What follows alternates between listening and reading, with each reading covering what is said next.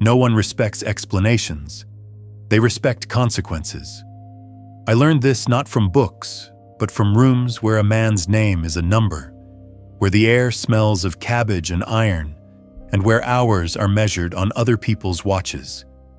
In those rooms, the talkers always starved first, not for bread, but for regard.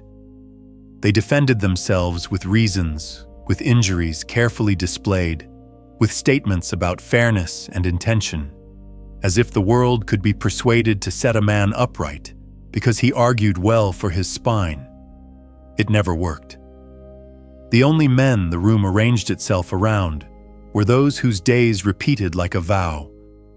Rise when the bell drags the dark from the window. Keep your tools where you found them. Finish what your hands start. Ask for nothing and answer once. They did not bully. They simply did not audition. You could tell where the line stood by the way they carried a bucket, straight, without glancing to see who admired the water. If someone crossed them, there was no speech. There was a subtraction. The day closed, and that man found he had less of them tomorrow. That is the law under the noise. Respect follows the man who has already decided how he will behave and does not renegotiate it for applause or pity. Explanation feels noble because it dresses the wound in words. You show the crowd your reasons the way a child shows a bruise to the mirror and expects the mirror to cry. It is childish to expect that. There are places where language is not a bridge but a market stall, and the loudest sellers leave with your time in their pockets. I have sat in municipal offices where clerks learn to feed on explanations. The more you said, the longer they made you wait, because your speech declared you had hours to spend.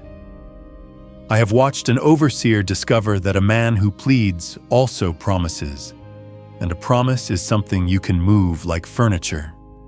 You say, "I will make it up tomorrow," and he hears, "I will still be here when you decide to remember me." Men like that cannot be taught by argument. They must be taught by absence. You take your clean hour and you walk it out of their reach. Confusion is their pasture. Clarity is your gate.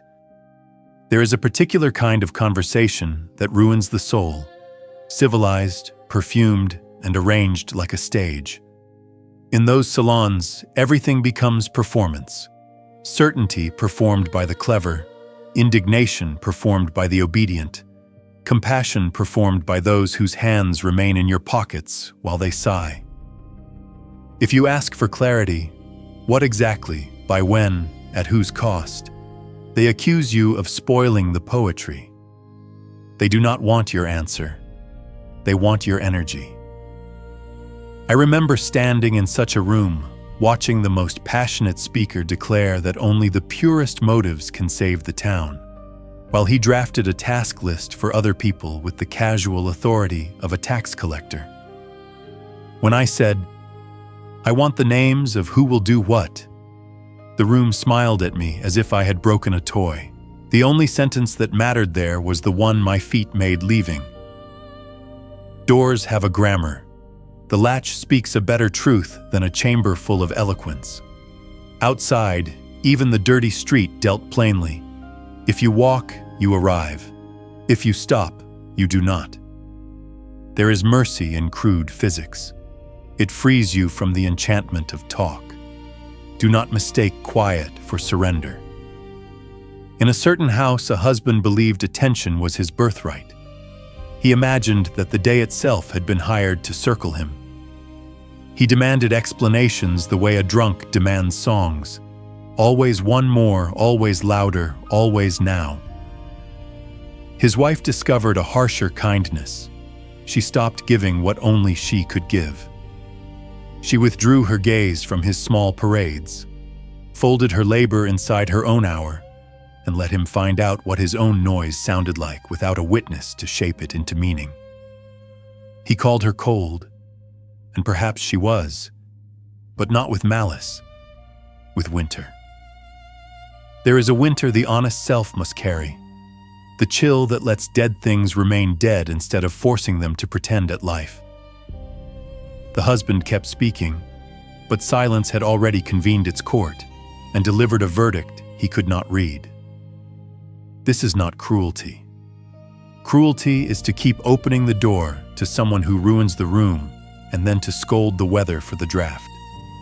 I have known men who believed that if they could find the perfect sentence, the world would consent to treat them decently.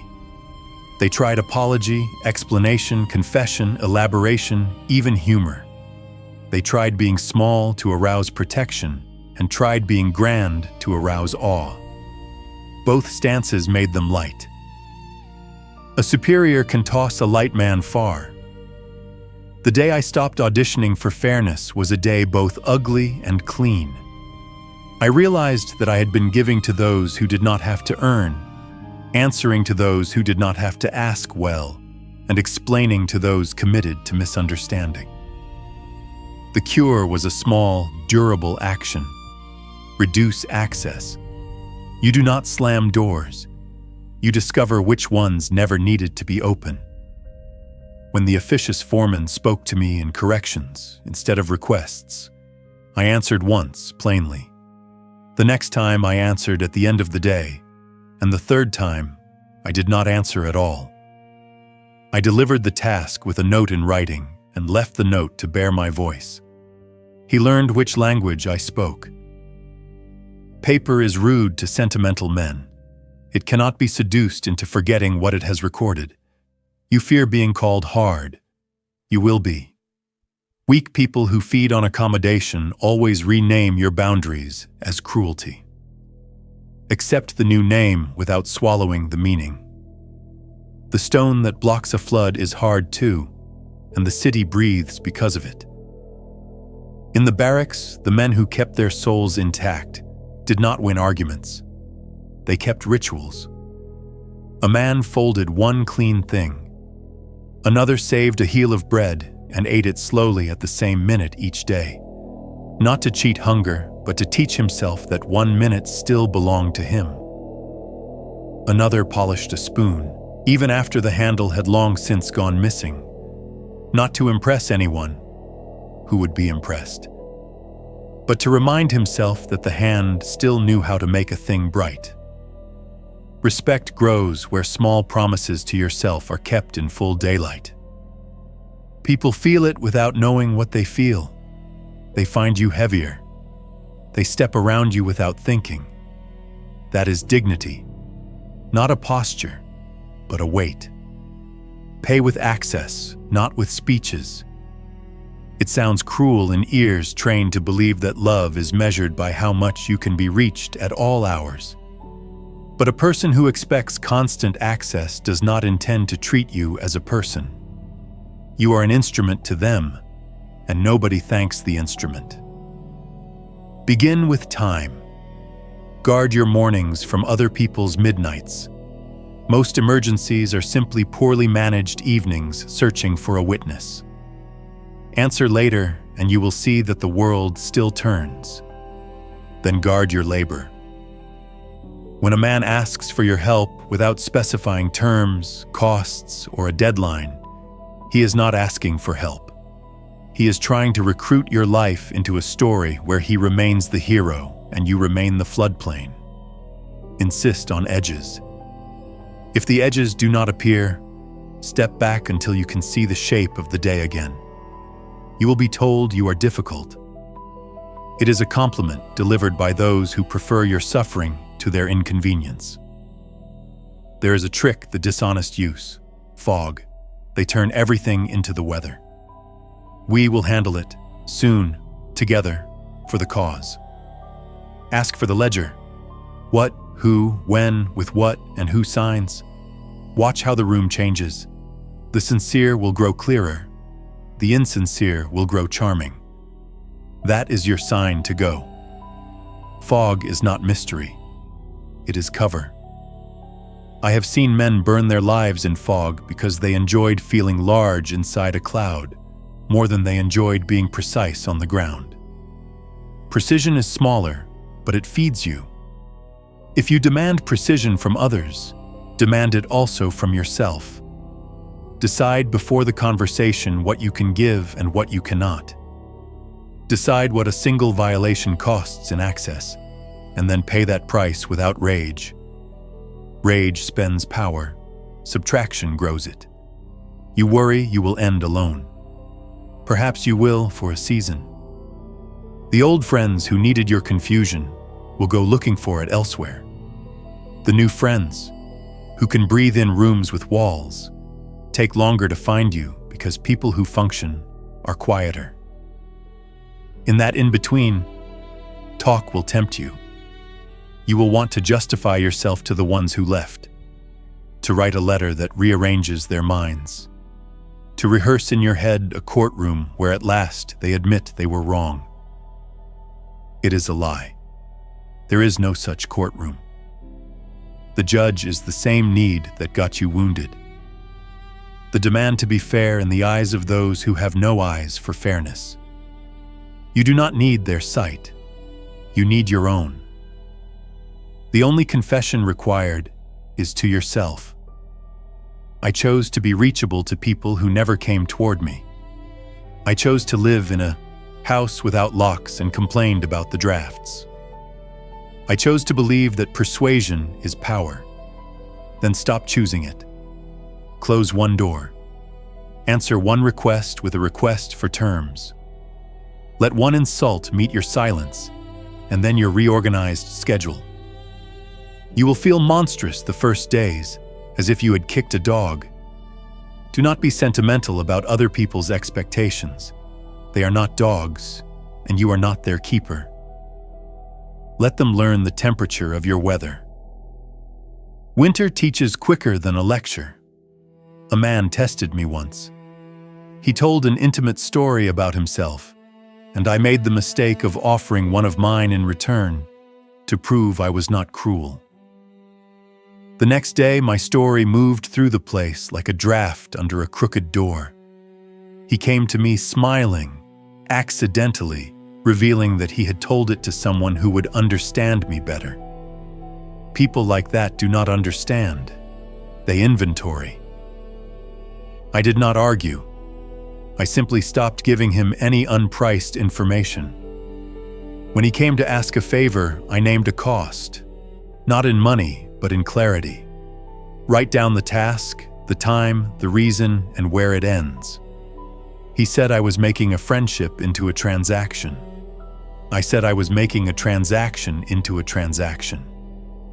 He found another market. My hour found air again. This is how access works.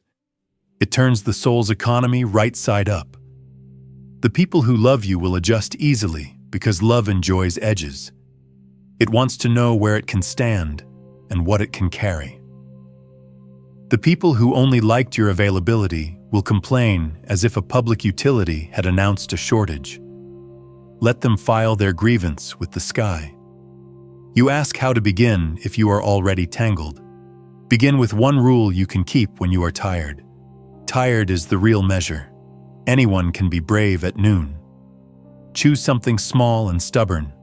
Answer messages at a deliberate hour, not as a reflex. Put every agreement in writing with the gentleness of someone helping his future self remember what his past self survived. Refuse to argue twice about the same boundary. The second argument is not confusion. It is pressure applied to a wall to see if the bricks still hold. Eat at the same honest table each day, even if the meal is poor, so that your body knows at least one thing will not be negotiated away. Speak once in rooms that feed on speech. Then move the negotiation to the level of structure. Calendars, signatures, doors, distances. You will lose a little applause and gain a little quiet. Keep the quiet. It fattens you in places no one sees. There is a man I still think about. A prisoner who never raised his voice, whose presence rearranged the barracks the way a beam rearranges a ceiling. He never sought respect. He sought order in himself. He was punctual to nothing but his own conscience. When someone mocked him, he looked neither wounded nor amused. He looked as if a fly had landed on a page. He did not swat. He turned the page. The mocker followed him less the next day. Then less again. One morning there was no mocker left. Only a man who borrowed his steadiness for an hour and returned it in the evening like a tool. That is how consequence looks when it is not dressed as vengeance. It is a quiet weight. It changes the furniture of a day. You will be tempted, in your clean hour, to decorate it with speeches, to tell the world you have changed, to demand witnesses for your new dignity. Resist it. Dignity does not require witnesses. It requires practice. Practice is what you do when nobody is clapping. The world is noisy and indifferent. It responds to what you repeat. Repeat the small hardness that keeps your life from turning to pulp. Repeat the refusal to audition for the approval of those who have shown themselves to be poor judges. Repeat the habit of subtracting access instead of adding volume. Then, one day, you will notice that the faces around you have sifted. The careless have gone on to easier weather. The careful remain and speak to you without using you. Your name will feel heavier in your mouth, as if it had grown roots under your tongue. That is the price and the prize. You pay with doors. You receive a room that can hold warmth without burning. And in that room, when someone knocks, you will know exactly why you open and exactly how long they may stay. And you will not need to explain any of it to anyone, not even to yourself. A boundary repeated is proof you don't have one. I learned this the way a man learns the temperature of iron, by touching it too long. You can dress a limit in the finest speech you own. You can embroider it with reasons and old injuries and moral pronouncements. But if the next hour looks exactly like the last, same access, same favors, same availability, your sentence was only a costume. People read costumes quickly. They cannot always read the soul, but they are literate in permission. The world believes what it can predict. If you wish to change its belief, change what it can count on. In places where rules are carved in wood and men's breath fogs the same window each morning, I saw a simple arithmetic that the educated resist because it insults their eloquence. One prisoner threatened all day and was robbed all night. Another spoke once without hurry, and the room shifted around him not because he had charmed anyone, but because his words fit the furniture of his behavior. The first man had a philosophy, the second had a door. A door is not an argument. It opens, it closes, and the hand that controls it does not explain itself to every passerby. I envied that hand because mine trembled with the old disease, the desire to be understood by those who eat understanding like bread. It is a soft hunger that asks for more and calls the asking love. Love does not ask in this way. It builds a room where both can breathe, and it keeps a key. There are houses where argument becomes the wallpaper, beautiful, meticulous, and rotting behind the pattern. I lived in such a house once, the kind where every correction arrived wrapped as care, where requirements were pronounced with a gentleness sharp enough to slice a day into obedience. I had the words to answer back. I lacked the stomach to carry the consequences of my own answer. So I explained instead. Explanations are little truce flags. You wave them to be spared, and then discover that the flag itself binds you tighter than any rope. The better you explain, the more you confirm that the court convened against you has jurisdiction. When I finally ceased arguing and changed the hour I gave, the corridor itself noticed. The day rearranged its furniture. A man who had been accustomed to finding me at his beckoning discovered that what he controlled was not me, but the habit of my delay. And when the delay was no longer for sale, he had to decide whether he wanted the man or the habit. Most desire habits. They call them persons out of convenience. The quiet boundary begins with a small sentence said once, and then it continues without language. Here, you say, and you point not with the finger of eloquence, but with the hand that locks the door at a particular time, that returns the borrowed thing only in the condition it was promised, that refuses to let urgency counterfeit importance. People who thrive on fog despise clocks. They will call your schedule cruel, your ledger petty, your refusal to rehearse an old argument heartless. The names do not matter. The day matters. The day is the courtroom where your life is tried and retried until either the judge or the defendant collapses, and the day rules in favor of what you repeat. I knew a man whose voice could make a crowd do anything but behave. He believed that if he could gather enough sympathy for a cause, the cause would begin to behave itself, like a drunk promising sobriety in exchange for applause. His meetings glittered and starved by turns. He had phrases that rolled like coins on a table. Justice, purity, the people, the future. They rang.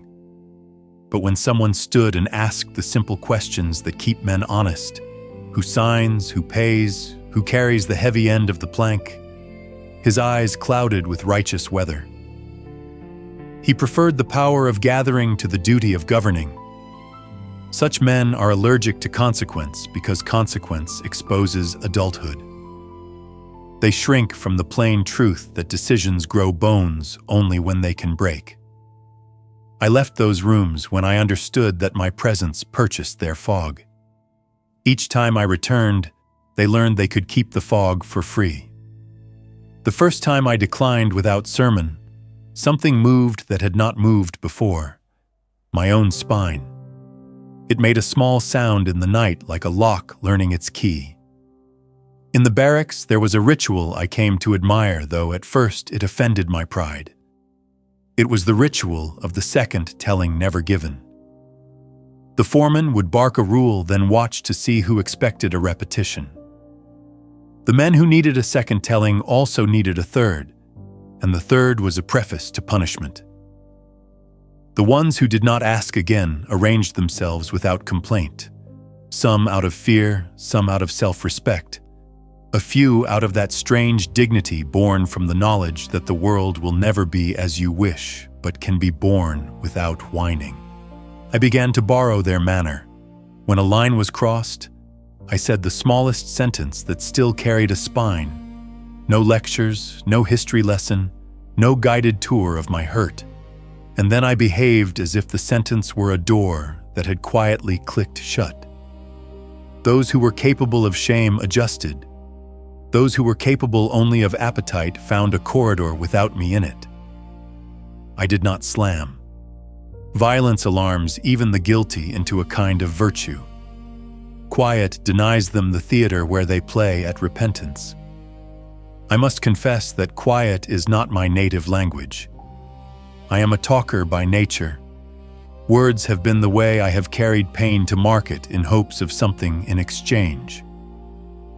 But there is a commerce of the soul where talk depreciates the moment you spend it in the wrong booth.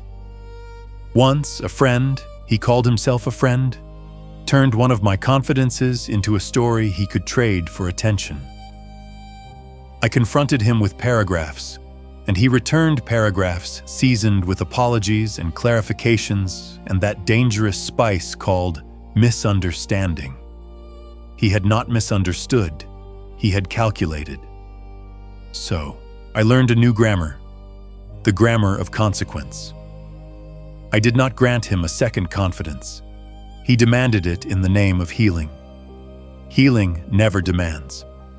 He tried to tax my patience. I paid in distance. It amazed me how quickly the currency took effect. He found another bank. My balance grew in a quiet ledger nobody could hack because the numbers were stored in hours and doors. I do not claim that consequence will save you from cruelty. Some men smell firmness and decide to test it as they would test a plank over a chasm. This is their nature or their education. The distinction is academic when you are standing on the plank. A test is not an insult. It is the world asking whether you are real. If you wish to stop being tested, answer with something costed. Set a price you can afford to pay when you are tired, because that is when all prices are exacted. The tired man sells his principles wholesale. Therefore, choose consequences that do not require freshness to enforce. Fewer favors, shorter calls, an end to unpriced intimacy, work done only against written terms, mornings left untouched by other people's midnights. Develop actions you can carry even when shame is whispering that you are being unkind. Shame is a talented forger. It paints your old slavery in the colors of generosity. The most interesting thing about consequence is that it teaches without lectures, and it respects even those who do not deserve respect. To argue with a man is to pretend he possesses the capacity for persuasion. To apply a consequence is to acknowledge the practical human he truly is. Give him the dignity of reality. If he values your presence only in proportion to its abundance, make it rare.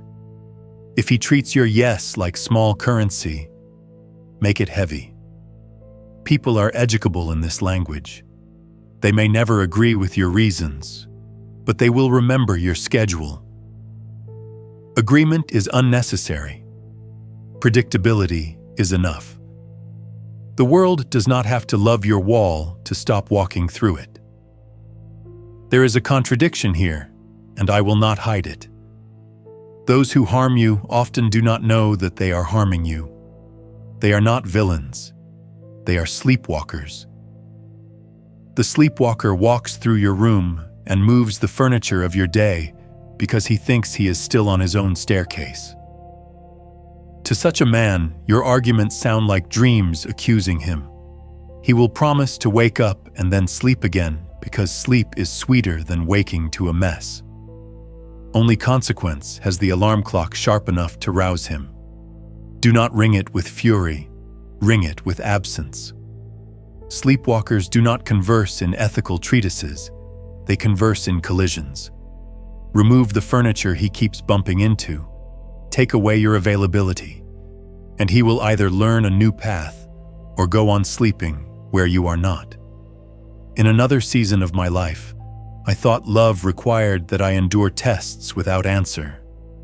I believed that to enforce a boundary was to admit that my heart could not carry as much as I had hoped. It was vanity disguised as mercy.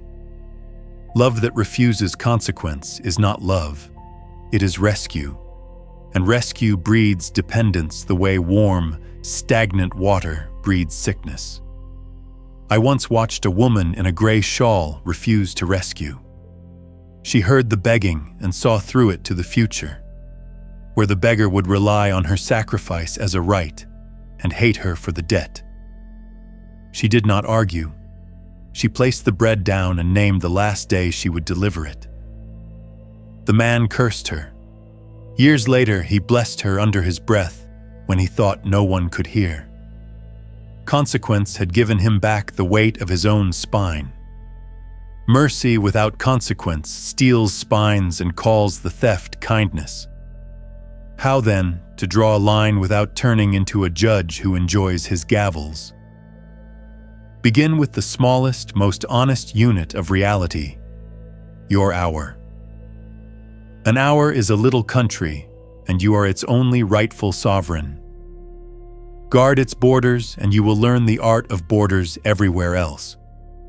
Decide which faces may cross without a passport, very few, and which must present terms.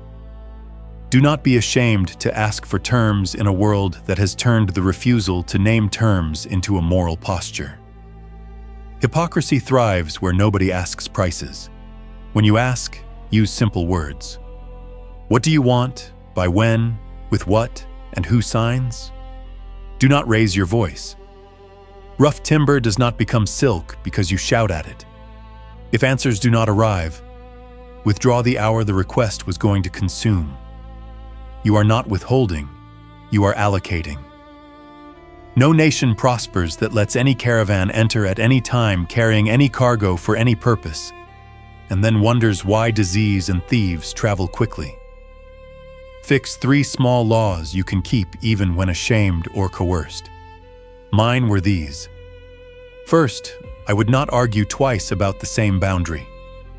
The second argument is not a conversation, it is a probe. Second, every agreement would be written, not to trap anyone but to keep us both from the seduction of memory, which edits the past to flatter the present. Third, no new intimacy would be granted under pressure. Intimacy grows in daylight, not at knife point. These laws made me seem mechanical to those who preferred heat to health. I preferred health. Heat is a carnival. It dazzles and burns and leaves you cold when the booths are stored away. You will ask, what of forgiveness? Forgiveness is not the cancellation of consequence. It is the refusal to take revenge disguised as consequence. Revenge aims to hurt. Consequence aims to teach or, failing that, to protect. When a man seeks your forgiveness as a way to keep the door unlocked, he is not seeking forgiveness. He is seeking a discount. Give him forgiveness for his soul and consequence for his habits. If he says you are hard, agree politely and decline the discount. Only cheap things are always on sale. I remember a guard who enjoyed catching men in small infractions because each catch made him feel necessary. He mistook fear for order. He called it respect. It was theater. Real order does not need an audience. It can be kept in a room where no one applauds. I thought often of that guard when I began to enforce consequence without spectacle. He paraded his power. I hid mine in predictability. He grew louder and therefore weaker. I grew plainer and therefore harder to move. The men learned the difference instinctively. They obeyed him when he approached and resumed their old habits when he turned the corner. With me there was no corner. I was the same in the dark as in the light. It is not virtue, it is exhaustion refined into consistency. At a certain age, you stop wishing to be surprising and begin to wish to be reliable to yourself. There is a kind of person who hears all this and says, "But is not life warmer when we do not count?" Warmth is lovely until it rots the beam that holds the roof. If you will not count, termites will. The soul has architecture whether or not you admit it. Boundary is not cruelty, it is carpentry. Make a door strong, and it opens more easily and more often, because those who enter trust that it will also close. Weak doors slam or drift. Strong doors move quietly. Become a strong door, and you will find that even the clumsy become careful as they pass through. Perhaps the most important consequence of consequence is what it does to your own face. I do not mean the expression people comment on. I mean the inward weather by which you recognize yourself when no one is watching. When I began to enact rather than explain, my inner climate cooled and clarified. I discovered that indignation had been my favorite entertainment, and that outrage is a cheap praise you pay yourself when you have not done the work of changing anything. Action makes outrage unnecessary. A day with consequence is calmer, not because people become better, but because you stop submitting yourself to their experiments. You stop volunteering your nerves. You stop dialoguing with appetites as if they were philosophies. The soul grows heavy in the useful places. If all this sounds severe, remember the alternative. To live as a public well with no rim. Strangers throw anything in. Friends take anything out. Eventually, you drink what remains and call the taste your personality. You become the story other people tell to each other when they need an example of a generous fool. I have been that example. I am tired of starring in that fable. I prefer a life where a man can say a small sentence, mean it, and then move his chair by an inch and have the inch remembered. This is the size of human change. Revolutions swell and collapse. Inches endure. So here is the working model, as plain as bread. Say your boundary once. Let it be short enough to memorize when you are frightened. Attach it to an action you can perform even on a bad day. Perform it without rage and without apology. Keep a ledger in your own head of what each violation costs in access, and pay the cost quietly, the way a careful man pays his bills on the first of the month. Refuse the theater. Decline the second telling. Trust the slow education of consequence, which is the only school most of us attend with any seriousness.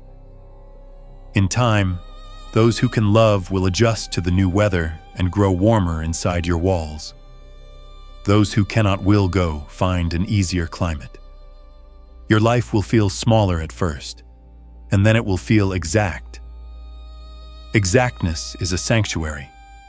From there, if you wish, you may open the door as widely as you like, because the hinges at last can bear the weight. Ambiguity is theft with polite manners. I say this without apology. Any house kept warm by vague promises is already cooling. Any friendship fed by soon and we is eating its own furniture. I learned this where politeness had no calories, where men were counted before bread, where a day was not a rumor but a ledger that closed whether you were ready or not. In such places, the difference between a sentence and a cloud becomes a question of survival. Clouds are lovely and leave you wet. Sentences carry weight and leave you standing. There was a time when I mistook eloquence for obedience to truth. The older I grew, the more I saw that eloquence often kneels to appetite. I sat in rooms where chairs formed a circle so that everyone could pretend the circle itself was justice. A proposal would float in like incense. We must act, we must heal, we must care. The words sounded like charity set to music, and everyone swayed, until someone asked the unmusical questions that make reality begin. Who will do what? By when? With what? And who signs? A chill passed over the room, as if a door had opened to honest weather. The most glowing faces turned pale. The most compassionate eyes searched the floorboards. The person who had spoken longest about unity discovered a prior engagement exactly the size of a signature. Fog is not silence. Fog is talk that refuses to grow bones. Bones are what words wear when they intend to carry weight and break if they lie. In the barracks, the only virtue that could be measured was the virtue that could be counted. A man's generosity was not his speech, but his spoon. His promise was not his oath, but the hour he appeared with the tool he had pledged to bring. There were ledgers, crude, not philosophical, showing rations in, rations out, injuries declared, tools returned, minutes owed, minutes paid. I resented them at first as an insult to the soul, but it was my soul that had learned to live on insinuations and sighs. The ledger, stupid and impartial, returned me to daylight. It did not care for motive. It cared for what could be carried. In that world, the man who loved big words starved politely, and the man who wrote down tomorrow's task became, against his own vanity, a steward of bread. Clarity is a low, decent morality. It does not shine. It keeps men from lying to themselves. There was a husband who governed his house with weather. He spoke of duty the way a man speaks of sunrise, inevitable, and therefore not his fault. He never said plainly what he meant to require. He let expectations gather like mist around the furniture so that the woman in that house would bump into them and apologize for bruising herself on what was never named. Fog converts obedience into guessing and then punishes you for guessing wrong.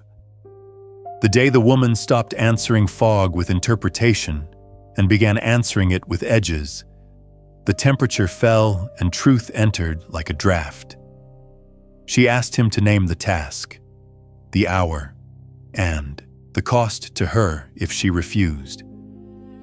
He called her cruel and accused the calendar of killing romance. In truth, it was romance that had been killing her. Romance as a theater where she was expected to intuit a script the author would not print. When the terms were named, her breath returned. Love that cannot survive a schedule was never love. It was appetite rehearsing itself as devotion. I too once thought that to ask for terms was to confess a starved heart. Large souls, I believed, are carried by currents. Small ones use oars. I was wrong. Currents carry corpses fastest, the living row. The first time I carried a notebook into a room that fed on mist, I felt like a criminal. The second time I was called difficult. Difficult is the word appetites use when they meet a man who will not be eaten. I asked small, rude questions. What exactly, by what hour, with what tools, under whose name, and watched the air change. The ones who truly meant to do something straightened. The ones who meant only to feel large inhaled and floated to another room where they could be large without the inconvenience of a hammer and a nail. I did not argue with them. Fog does not debate, it drifts. Doors debate better than tongues. I closed mine. We is a noble pronoun that should always be attached to a proper noun. Otherwise, we is an eraser dragged across the calendar. I have seen we ruin honest men, not with violence, but with softness. We will handle it. We will figure it out. We will share the burden. The meetings multiplied. The signatures did not. Applause replaced assignments, and unity became a narcotic the room injected into itself each evening to postpone the hangover of actual work. When I insisted that we be translated into names and tasks, Anna brings the forms by Thursday. Pavel carries them to the clerk. I hold the door until the stamp falls. The spell broke. The high priests of vagueness denounced me as an accountant of the spirit. It was an accurate insult. Souls require accounts. Without them, wolves keep the books.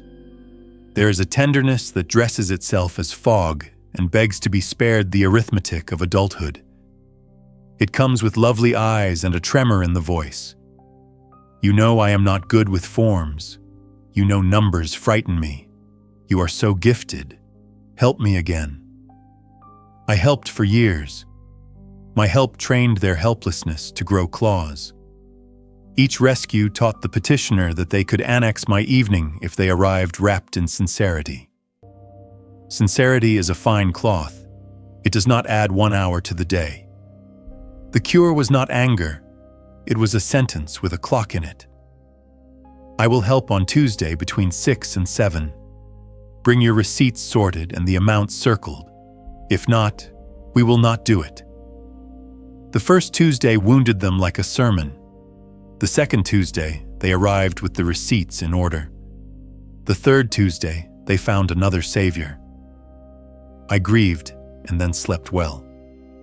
Mercy without borders becomes a flood that calls itself a lake. Borders return mercy to the shape that saves. You will be told that numbers poison art and that schedules murder love. Believe this if you wish to live as a public well. Numbers were the first mercy I found when life ceased to applaud. They freed me from the hallucination that intention is bread.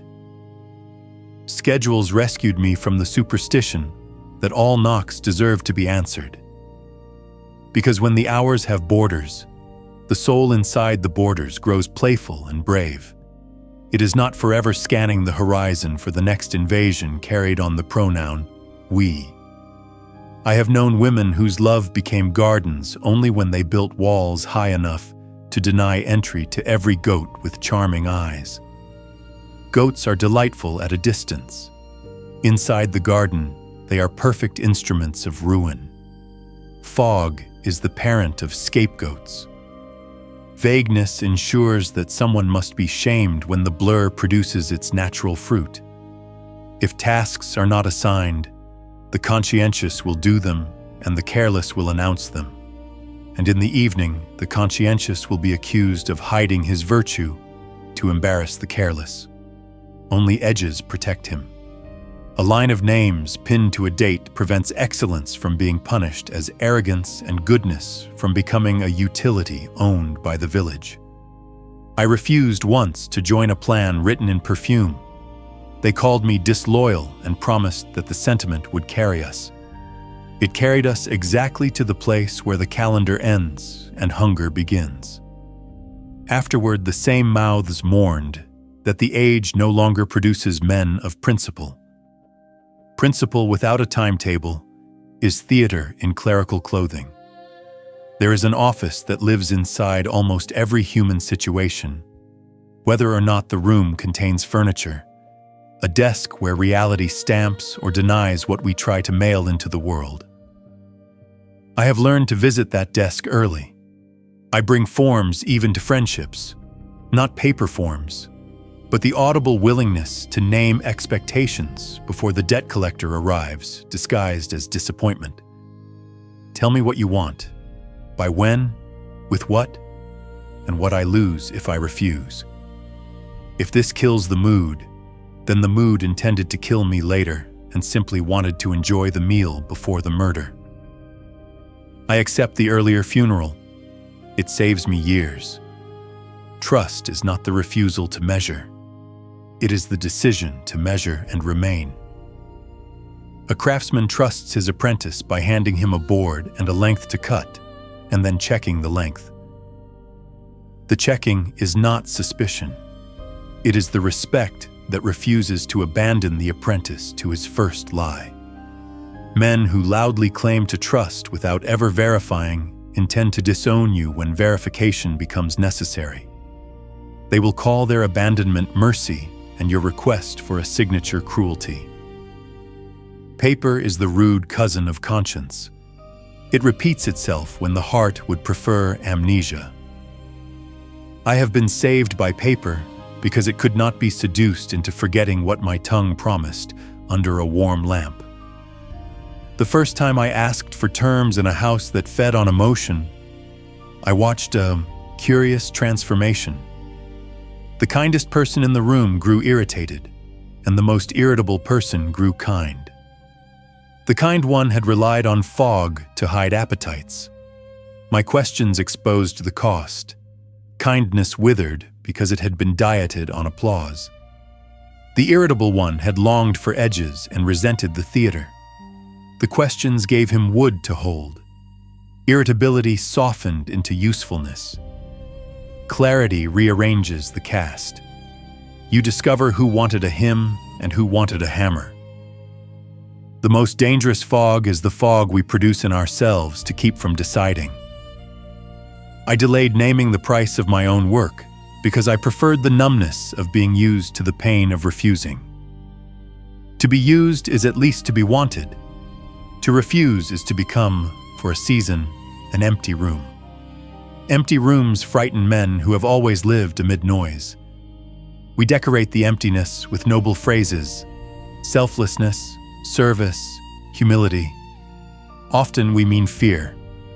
When I at last learned to say what my hours cost me, I thought I had grown hard. In truth, I had grown accurate. Accuracy is a strange peace. It lowers the temperature of the blood and returns a man to his feet. Ask your work to speak plainly, and it will begin to feed you. What is the smallest unit that proves progress by the end of today? If work cannot answer, it is not yet work. It is fantasy asking you to hold a lantern in the dark while it entertains you with outlines. Ask your household to speak. What 3 rituals keep us human when the world is mad? If the household cannot answer, it is not yet a home. It is an inn that forgets your name each night. Ask your friendships to speak. What topics make us honest, and what topics feed the village rumor mill? If a friendship cannot answer, it is not yet love. It is a theater that rents your face for applause. I have asked these questions and watched rooms wince. Wincing is the price of waking. A man cannot be born without blood. Truth cannot enter a life without the small indecencies of naming. Transactional. They spit the word as if it were poison. But only thieves are offended by prices. Lovers pay gladly and pronounce the amount out loud. The tenderest conversation I ever heard began like a shopkeeper opening his shutters. Can you afford me at this hour? What will we not do to each other when we are tired? How shall we put our offenses back into their cages when they escape? It was not cold. It was warm like bread that has been honestly weighed. The coldest conversation I ever heard was a poem about forever with no address, no hour, no owner, only a horizon used as a mirror for self-admiration. Do not be surprised when the first assertion of terms produces admiration on the surface and resistance underneath. The second assertion will be ignored. Fog prefers other lungs. The third assertion will be met with returns, awkward, slow, honest returns. Because even fools tire of disasters and come looking for air they can breathe without coughing. Do not gloat when they return. You did not win a debate. Gravity won. You merely offered yourself as a stone heavy enough to be believed. Stones do not preen. They endure. I once kept company with a leader who loved me loudly and never wrote anything down. Every promise glowed like a feast day. Every deadline dissolved into incense. Men lost their days in that love. When I asked him to sign a schedule, he said that our bond was beyond documents. Beyond documents meant beyond memory when his appetite changed. I left. He called it betrayal. I called it a correction written in daylight. You must decide whether you want to live in a cathedral built of compliments or a cottage built of times and places. Cathedrals collapse spectacularly. Cottages endure storms by being humble and true to measure. Name your prices to yourself first, or other mouths will name them for you. Price the hour you spend listening to confessions you cannot help. Price the errand that saves a man from the bill he owes to time. Price the meeting that drains 3 evenings into one puddle of righteous exhaustion. When you have a number, you will have a sentence. When you have a sentence, you will have a door. The world will discover that you are not unkind. You are closed during repairs. A shop that never closes is not generous. It is a ruin wearing lanterns. Perhaps you fear that edges will make you lonely. They will for a season. The crowd that preferred your mist will go elsewhere to bathe. The ones who remain will learn a new dialect. The grammar of requests that can be answered. They will write to you with times and places and offers. Their affection will stop being a foghorn and become a bell that rings at an hour both of you can keep. Only then will you learn what companionship means when it is not purchased with your confusion. I will not pretend that clarity is painless. I have stared at a blank evening that used to be filled with meetings and applause and felt as if I had failed the city. But applause is the tax the city charges in exchange for spending your life on its indecision. You can pay it forever and die beloved and used, or you can count your days and die briefly misunderstood and quietly free. Choose. Fog will not choose for you. It will merely keep you from noticing that you have chosen the default. If you need a beginning, take a page and draw 4 boxes. What, when, with what, who signs. Place that page between you and every request for 7 days. It will feel ridiculous the way a plumb line looks ridiculous next to a statue that leans gracefully. Then you will notice that only statues that respect the plumb line survive earthquakes. Place the same page between you and yourself. Write your own demands to your own life in those boxes. If you cannot, be merciful and reduce the demand until you can. Mercy without measure is flattery. Mercy with measure is hope. In the end, fog is not a villain, it is weather. Weather is for walking through or sheltering from. Build the shelter. Make it from names and costs and signed lines. You will hear people outside complain that the shelter is severe, that its edges hurt their hands. Edges do that. They also hold a roof on. Inside, the air will be simple. Bread will be counted and shared. Work will have a shape that keeps a man from telling himself fairy tales about the nobility of being late. Love will become something that can be kept because it can be described. And when the knock comes, and it will, you will open or not open with the calm of someone whose time finally belongs to him, and you will not explain yourself, because the door itself has explained everything that needed saying. Every violation costs the same thing: access. Not apologies, not promises, not a new speech about how we must understand each other. Access. When I finally understood this, the air around my days grew spare and breathable. Subtraction is not drama, it is arithmetic. You do not raise your voice, you lower the supply. You do not punish, you price. Those who can still afford you will pay with care. Those who cannot will call you cruel and go spend their appetites somewhere cheaper.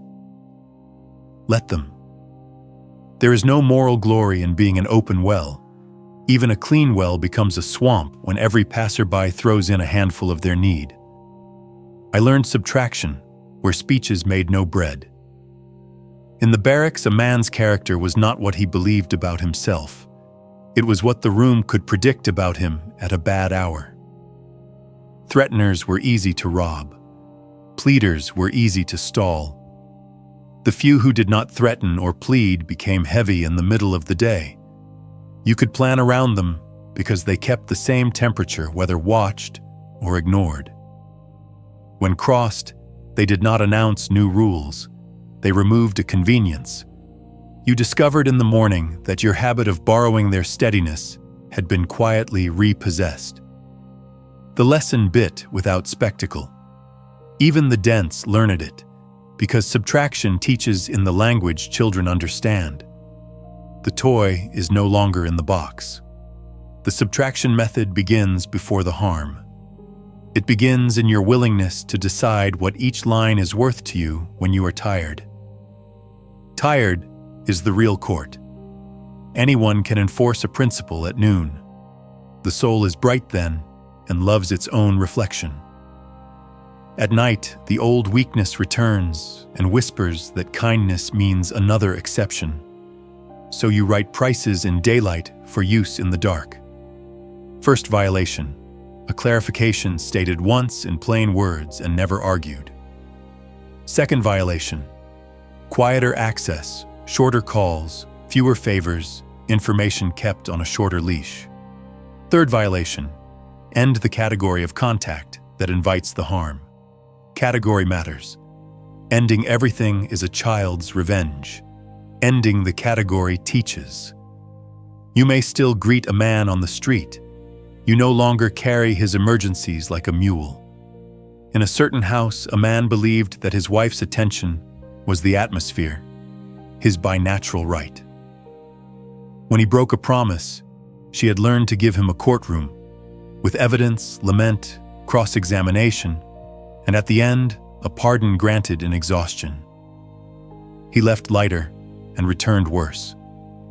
One winter she altered the grammar. She said once, in a voice that did not audition for mercy, that promises have weight and that her hour could carry only so much.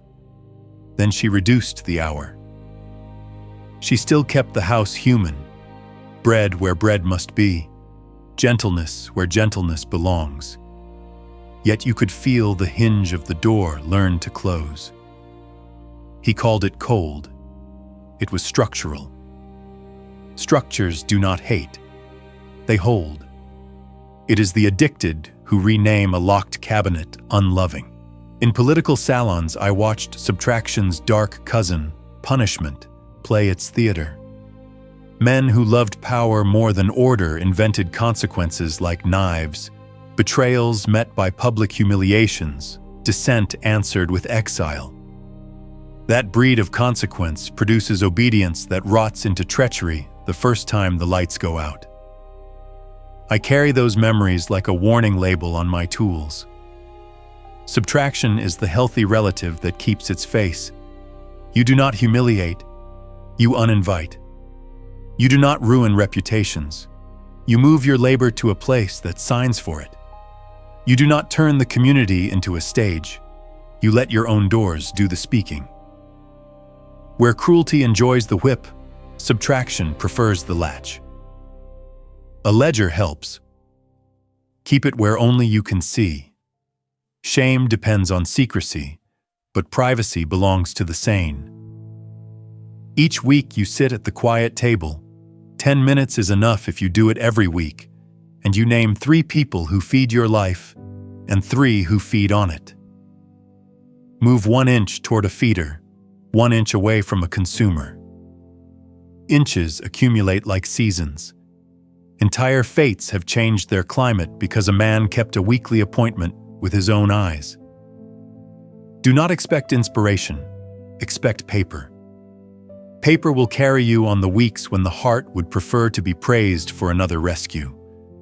There is a ritual called the 24-hour rule. When disrespected, do nothing for 1 sleep. Rage spends power, delay grows it. The hour immediately after an insult is a chemical hour. You are not there. Sleep returns you to yourself. In the morning, you write 2 possible sentences. The smallest sentence that marks the line, and the smallest action that reduces access if the line is crossed again. Then you deliver only the first. When the second becomes necessary, you perform it without declaration. A man who expects your performance will be confused by your absence. Confusion is the primer of education. Let him learn. Another ritual, written confirmation. Whenever a promise is made or work is assigned, send a short note, plain as bread, naming what, by when, and who signs. The note is not a threat. It is a railing along the stairs. People who stumble on purpose hate railings because they end the pleasure of theatrically falling. Paper is the rude cousin of conscience. It repeats the terms when the room grows sentimental. And sentimentality is often simply appetite in silk. You will be accused of being a calculator. Accept the insult as a weather report. Arithmetic in human matters sounds cruel to those who benefit from the old system where everyone pays with blood and only some eat. I have watched decent men rot in the costume of generosity because they tried to buy respect with speeches and the privilege of being needed. Needed is a miserable currency. It spends well in emergencies and bankrupts you in a year. Subtraction changes the tender. You begin to trade in predictability, and the unscrupulous find that coin too heavy to lift. Do not confuse subtraction with sulking. Sulking is a child's strike. It withholds to be seen. Subtraction is adult carpentry. It resizes doors so that only those who knock with a hand can enter, not those who roll in like weather. When you subtract access, you continue to be humane where humanity does not invite exploitation. You remain punctual for what you agreed. You answer once with the courtesy due to any soul, and then you remove the stage upon which you used to perform your patience. A sulker wants the audience back. A subtractor builds without one. I knew a clerk who devoured explanations the way a fire devours old chairs. The more you justified, the more room he created for himself in your day.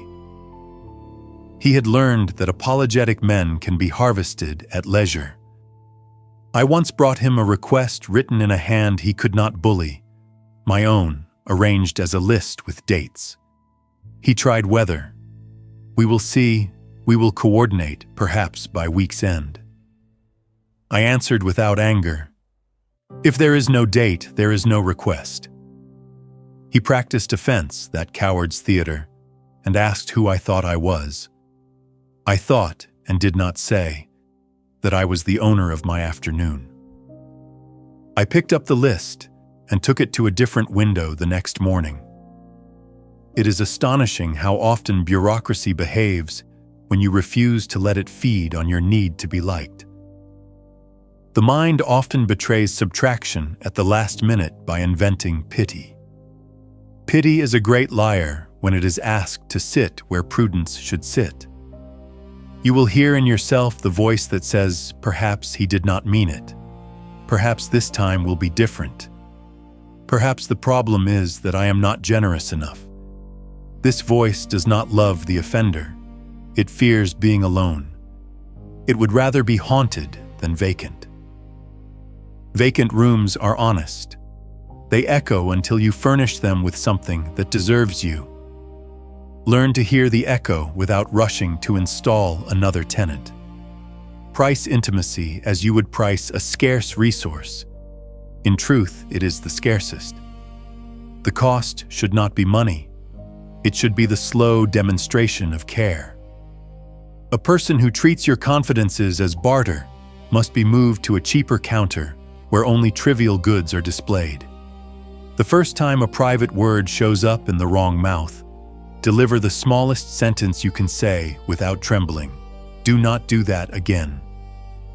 The second time, subtract topics. The third time, subtract access to your unpriced hours entirely. You may still be neighborly. You will not be harvestable. There is a small act that seems petty until you live long enough to see it save you. Guard your mornings from other people's midnights. Night produces emergencies of feeling that dress themselves as law at dawn. The man who writes you a confession at 2 a.m. is rarely seeking repair. He seeks a witness to help him endure the pleasure of his chaos. Answer at a civilized hour with civilized edges. Chaos hates daylight. If it really wants you, it will stand under the sun and give its name. Subtraction does not always shrink the number of people around you. More often, it purifies the proportion.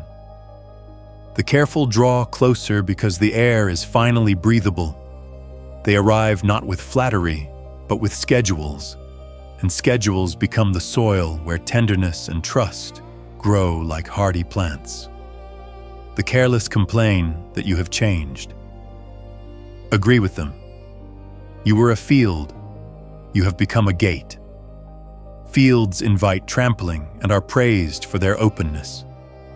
Gates are touched with caution and are blamed for existing by those who preferred theft to asking. I have been told that all this is unspiritual, too measured, too exacting, too mechanical for the soul. Those who say this rarely give their children unmeasured medicine or their carpenters unmeasured wood. They reserve exactness for their bodies and their roofs, while leaving their hours to be eaten by anyone with a story. Exactness in love is not cold, it is promise-shaped. Measure what you can keep, then keep it so predictably that even the foolish learn your weather. The soul is not a fog, it is a city with walls and wells and laws written where citizens can see. Disorder calls this inhuman because disorder prefers the feast. If you want an experiment that can be passed from one life to another, try this. For 30 days, refuse to argue a boundary twice. Say it once. Then attach it to an action that reduces access by a measurable inch. Keep a notebook of inches moved. Not to become a miser, but to keep courage from evaporating under friendly pressure. At month's end, you will not be loved more. You will be used less. That is the beginning of being loved rightly. I remember a man who mocked me as a calculator until a day came when he needed something to be exactly where it was promised, at the hour it was promised. He found it there, the tool clean, the note signed, the door open for the span we had agreed upon, and then shut without resentment. He stared as if seeing a trick, and asked if this was kindness or bureaucracy. I told him it was respect for my own hour, and that any respect he felt was a side effect. He laughed, and later, when nobody watched, he imitated me with someone weaker than himself. That is how customs spread. Men learn the grammar of dignity by being denied the old dialect of indulgence. The subtraction method is not a strategy for winning. It is a structure for remaining.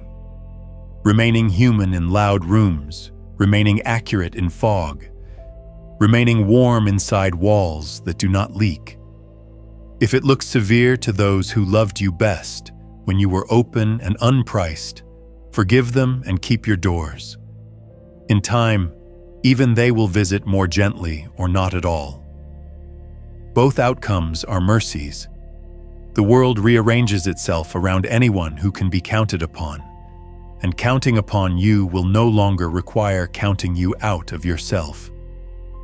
In the end, there is nothing mystical here. A life is a set of doors, and you are the hinge. Strengthen the hinge, and the doors will move with that quiet, convincing gravity only honest things possess. Reduce access after every violation, not to injure, but to teach. Keep the ledger not to accuse, but to remember. Delay a day so that the blood cools and the will warms. Write the agreement so that conscience has a mouth. Refuse to be an audience for manipulations that demand both your time and your apology. If you do this long enough, your name will become heavier in other people's hands, and they will handle it accordingly. And when you stand alone in your small, exact room, do not mistake the quiet for emptiness. It is the sound of a life that has stopped leaking. It is the arithmetic of dignity balancing its books. Dignity is not an event, it is a schedule. Men worship moments because moments are glamorous, but the world respects the human whose day keeps its shape. I have seen a scoundrel apologize with tears at noon and steal before evening. I have also seen a quiet man who makes no speeches rise at the same hour, keep the same vow, and bend a rough room toward order simply by repeating himself. The first man wins hearts for a minute. The second man wins the weather. You cannot negotiate the weather. You become it. If you wish for a life that no longer bleeds out through other people's appetites, stop hunting for grand resolutions. Build small rituals as if you were laying stones in the dark. Repeat them until the stones remember you. Respect is the interest paid on promises kept when nobody is watching. It begins where performance ends, at the table in the hour, in the way your hand reaches for the same tool and leaves it where it belongs. A ritual is a sentence your body recites even when the mind grows noisy. The body is loyal when trained. The mind is a drunk who believes every new song belongs to him. Begin at the beginning, which is to say, before anyone else is awake. Guard the first hour from other people's midnights. The night breeds confessions disguised as emergencies, and at dawn those confessions search for a listener to baptize them into law. Let the first hour be for cold water, plain bread, and a sentence written by your own hand. The sentence must be small and coarse enough to survive a bad day. What work will be finished by a visible mark before noon? Which door will remain shut today? Whose voice will not govern this hour? Write it. The paper will carry the weight when your mood tries to steal it back. Do not invite the world into that hour. A man who gives away his dawn spends his afternoon begging for himself. After the hour comes the room. Keep one corner honest. I have seen cells clean enough to educate a tyrant. A made bed is not virtue, but it is a witness. It says that at least one thing in the world obeys. You cannot command others from a room that has forgotten your hand. Dust the table. Fold one clean thing. Stack the letters that must be answered and the ones that must be destroyed. Do not confuse order with fussiness. Fussiness decorates chaos. Order removes surfaces that invite lies. Where there is an open pile, there is a mouth waiting to swallow your time. Next comes the plumb line. Carry a notebook, ugly and stubborn. Every request that wishes to sit in your day must answer 4 questions before it gets a chair. What? By when? With what? Who signs? Write the answers in words you would not be ashamed to show a clerk who neither loves you nor hates you. If the answers will not come, do not raise your voice. Remove the chair. The room will protest that you have become mechanical. Let it protest. Mechanics keep the roof from falling on children. I have never seen a ceiling held up by enthusiasm. Do not argue twice about the same boundary. The second argument is not confusion. It is a test to see if the wall is new paint on wet paper. Your ritual is simply this. Speak once, then point with your feet. If the hour you protected is trespassed again, shorten access instead of lengthening explanation. Shut the door at the time you chose the day before, not the time guilt chooses now. This does not require cruelty. It requires homework. Decide prices while you are calm. The tired man sells his life retail. The prepared man pays wholesale in inches and saves the house. Make a market for your attention. Markets are not mercenary when what is traded is care. The currency is clarity. If a friend brings sorrow, receive it as you would a guest. Sit it down, give it a cup, and ask how long it plans to stay and what it expects you to carry. Sorrow that refuses to speak in times and tasks is not visiting. It is moving in. You are not a monastery for appetites that will not learn your hours. If you must be a monastery, choose a rule. In the monastery, I imagine, silence owns the hallways, and conversation may live in a room with a door. Close the door when the bell rings. Bells exist so that mercy does not turn to rot. Eat seated. Stand when you work. Sit when you eat. Lie down only when the body asks. These are peasant rules, and peasants survive empires. The way you chew teaches you how you will answer the next provocation. A man who gulps his food in the corridor while apologizing for being alive will gulp his dignity in the street when someone calls his name with a crooked smile. A meal taken at a table where the tools are still is a statement to the hour. You may harry me, but you will not erase me. Do not let your enemies teach you to live on crumbs and call it discipline. Write down what you owe and what is owed you. Put money in one column and hours in another. Hours are the larger currency. A poor man who keeps his hours is not poor in the same way as a rich man who has lost them. The first can still buy a day. The second cannot afford to stand up straight. People will call the ledger petty until they need you and find you where you promised to be. They will call it cold until a storm comes and your roof remains on. Then they will forget to apologize. Do not wait for apologies. The point of a roof is not gratitude, it is dryness. Practice the 24-hour delay. When insulted, do nothing until you have slept. The first answer you compose belongs to anger, and anger is a playwright who prefers tragedy to law. Sleep is the bailiff who clears the stage. In the morning, write the smallest sentence that corrects the offense and the smallest action that follows if the offense returns. Deliver the sentence, keep the action in your pocket. If the offense returns, perform the action with no more ceremony than you would close a window against rain. Rain is not an argument, it is weather. Choose 3 labors that are yours whether or not anyone is watching, and do them at the same time each day. They should be dull and necessary. Sharpen the blade. Sweep the threshold. Copy the line that must be memorized. By repeating them, you tell the soul that it possesses a spine separate from applause. I have seen men lose every status and keep themselves by continuing the same small yes to their tools.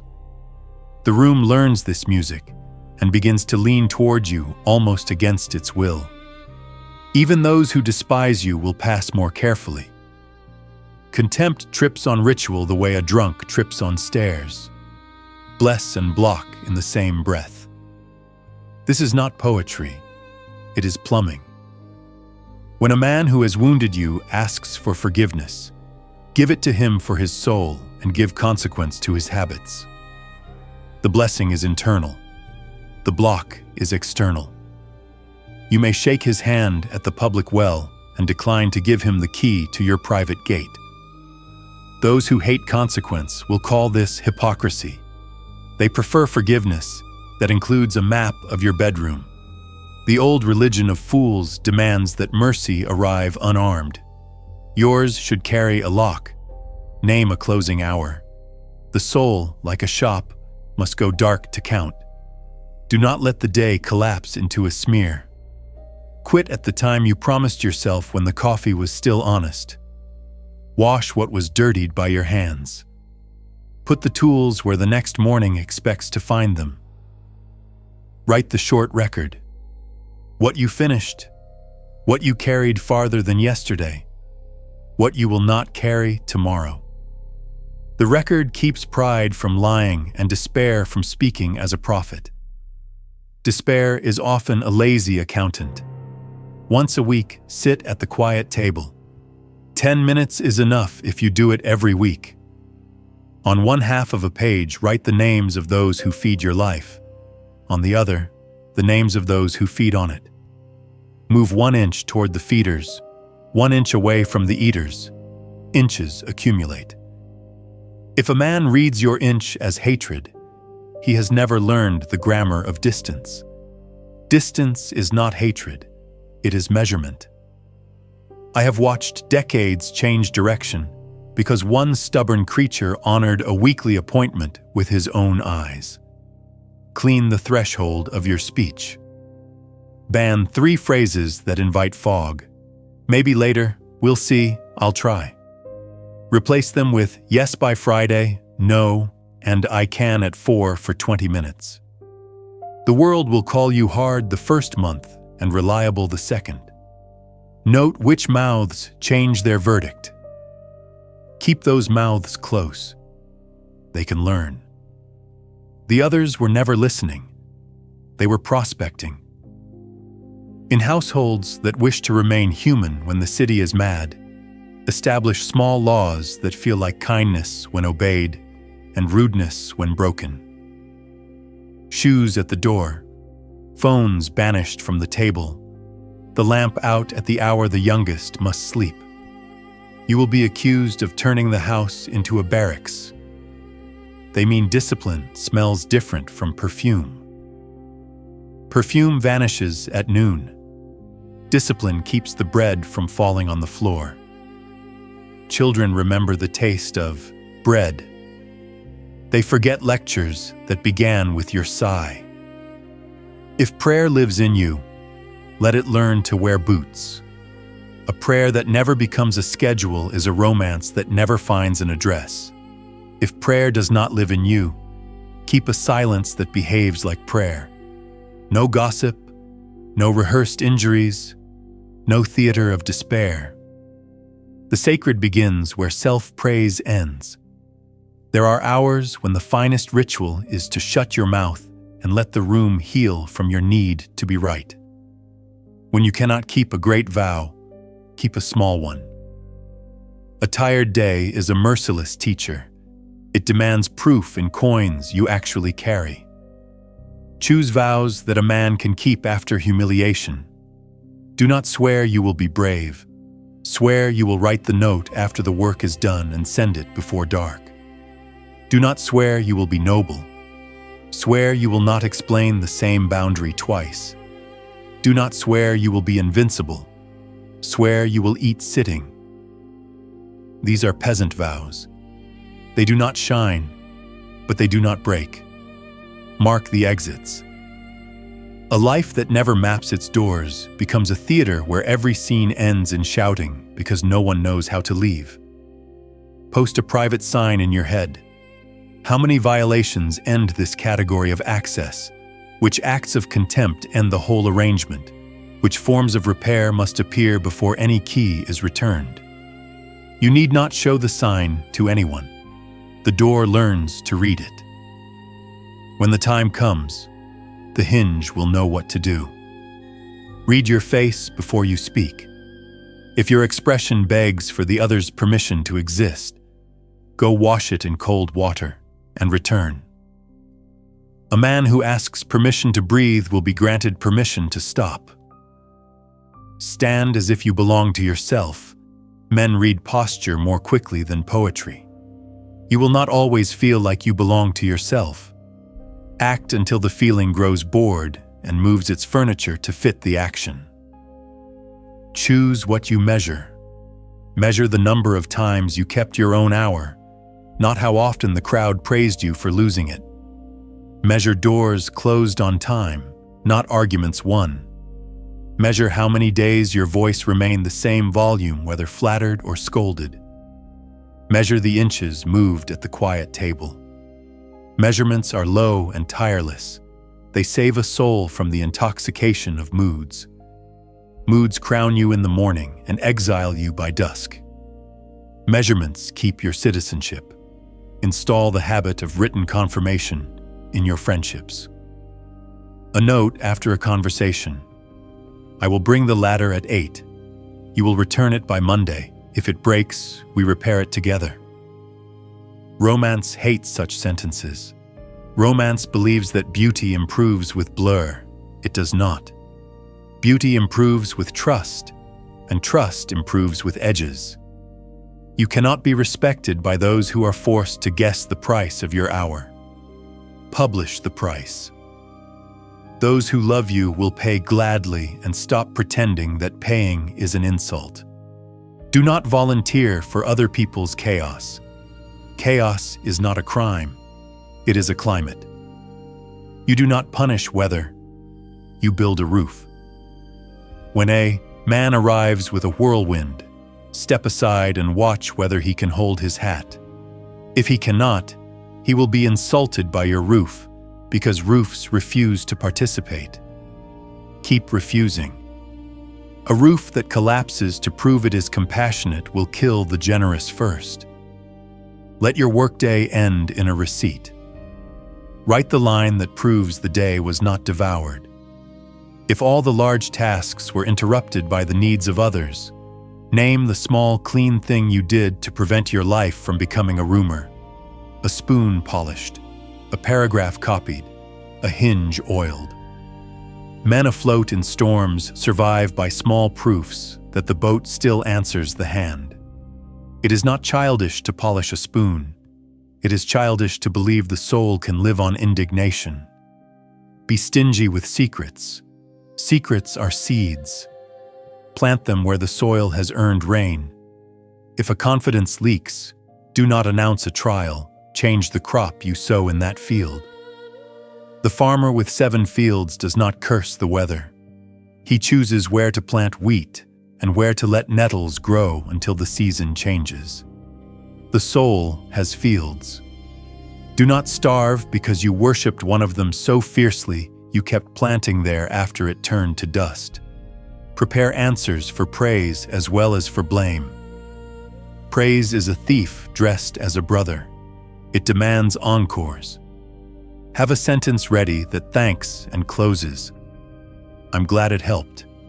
I can't take on another right now. Here is when I'm free. Practice it until your mouth no longer apologizes for being finite.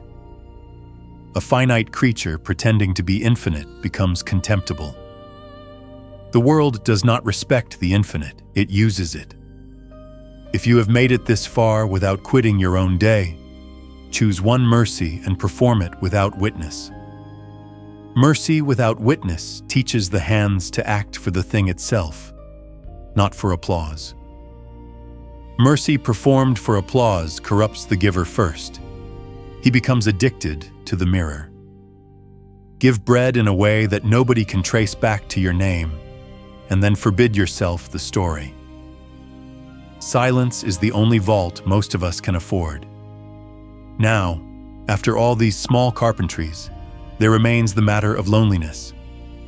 A schedule built to keep out disrespect will keep out noise, and noise often masquerades as company.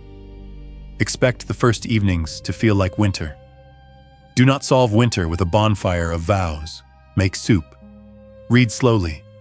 Write the names of the few who breathe the same air and send one of them a short, exact note. Here is the hour I can give. Here is what I can carry. Here is what I cannot. Men who can love in sentences can love in years. Men who need fog will return to the fog. If you become a door, you will be blamed by those who preferred fields. Doors endure the blame. They also make houses possible. I would like to promise that these rituals will make you beloved. They will not. They will make you believable. The two are rarely the same. To be believable is to move with a gravity that does not require witnesses. It is to carry your name like a weight rather than a costume. It is to be able to stand at the edge of a loud city and feel that, even if the city never learns your language, the day is yours and does not require translation. End as you began, with a schedule. Tomorrow morning the water is still cold, the bread still coarse, the sentence still waiting for your hand. You will not feel heroic. Heroism is fireworks. Dignity is a stove. Fireworks make noise and go dark. Stoves work quietly and keep a house. Keep your house. Fold one clean thing. Close one door on time. Answer once. Write the note. Keep the ledger. Bless and block. Repeat until the repetition becomes the weather and the weather becomes you. Then the world, which never truly listens, will do something better than listen. It will adjust.